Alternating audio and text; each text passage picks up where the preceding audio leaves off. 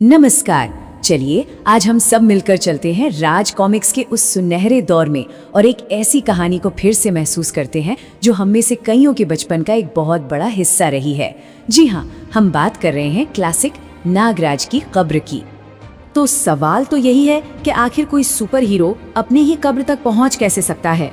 जरा इस शानदार कवर को देखिए।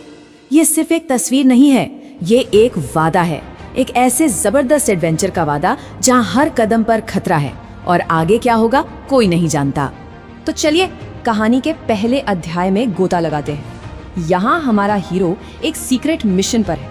उसकी असली पहचान एक गहरा राज है और वो एक ऐसे खतरनाक इलाके में कदम रख रहा है जहाँ एक छोटी सी गलती भी जानलेवा साबित हो सकती है। तो मिलिए हमारे हीरो नागराज से। अरे लेकिन ये तो एक साधारण आदमी लग रहा है। बिल्कुल, क्योंकि वो असम के घने जंगलों में अंडरकवर है और मिशन है एक प्राचीन मूर्ति को वापस लाना। इसे एक खूंखार आतंकवादी गिरोह ने चुरा लिया है और नागराज को ये काम हर कीमत पर करना ही है। चलिए आप कहानी के दूसरे हिस्से की तरफ बढ़ते हैं, जाल में फंसना। जैसे जैसे हमारा हीरो अपने टारगेट के करीब पहुंचता है, टेंशन और भी बढ़ती जाती है क्योंकि उसे बिल्कुल अंदाजा नहीं है कि उसके लिए एक बहुत बड़ा जाल बिछाया जा रहा है। तो एक तरफ देखिए नागराज एक लोकल होटल में जानकारी जुटाने की कोशिश कर रहा है और दूसरी तरफ पर्दे के पीछे विलेन रोमो और शेरू को उस पर पहले से ही शक हो गया है। उन्हें लगता है कि भाई ये कोई आम आदमी तो नहीं है और वो उसे फंसाने का पूरा प्लान बना रहे हैं। और बस यहीं से जाल बिछना शुरू हो जाता है। होटल का मालिक जो एक मुखबिर होने का नाटक कर रहा है, वो नागराज को शेरू तक ले जाने का वादा करता है, लेकिन उसके इरादे बिल्कुल नेक नहीं है। नागराज को भी थोड़ा शक तो होता है, पर मिशन के लिए उसे ये रिस्क लेना ही पड़ता है। और ये रास्ता नागराज को शहर की भीड़ भाड़ से बहुत दूर एक वीरान और डरावनी सी गुफा की तरफ ले जाता है। मतलब किसी भी जाल के लिए एकदम परफेक्ट जगह, अंधेरा, सुनसान और भागने का कोई रास्ता नहीं। यहाँ तो मदद के लिए कोई आवाज भी नहीं सुन सकता। और अब आता है कहानी का वो हिस्सा जिसका सबको इंतजार था, सर्प देवता का खुलासा।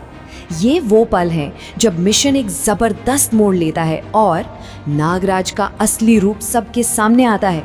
गुफा के अंदर नागराज का सामना शेरू से नहीं बल्कि होता है उसके मास्टर मार्शल आर्ट्स एक्सपर्ट रोमो से।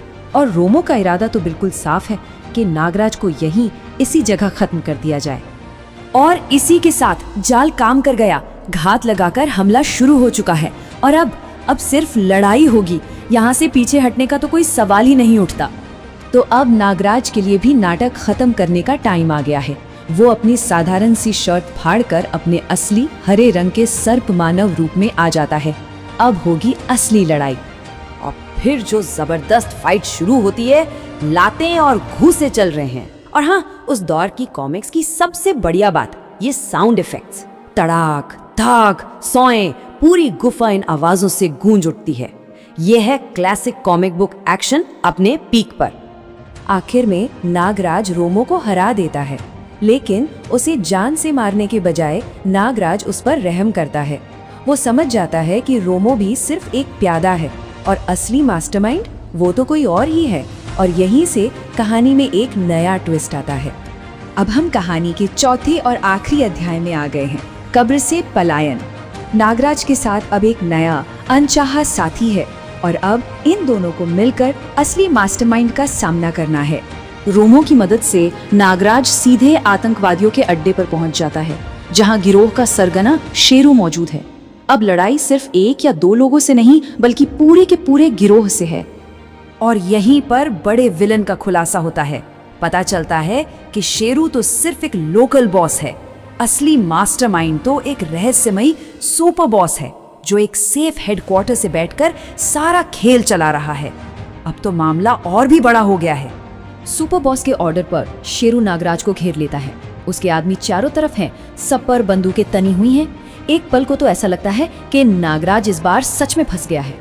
लेकिन शेरू एक बहुत बड़ी बात भूल गया कि नागराज कभी अकेला नहीं लड़ता। उसकी सबसे बड़ी ताकत तो अभी सामने आनी बाकी है।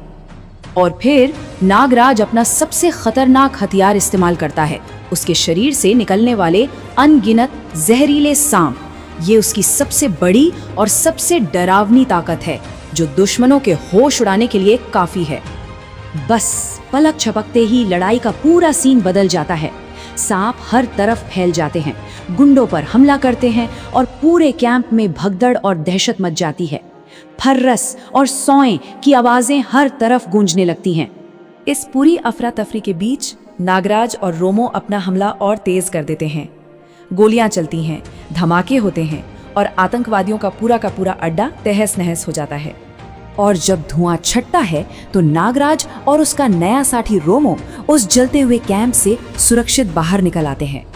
मिशन तो सफल रहा, लेकिन असली दुश्मन अभी भी आजाद है।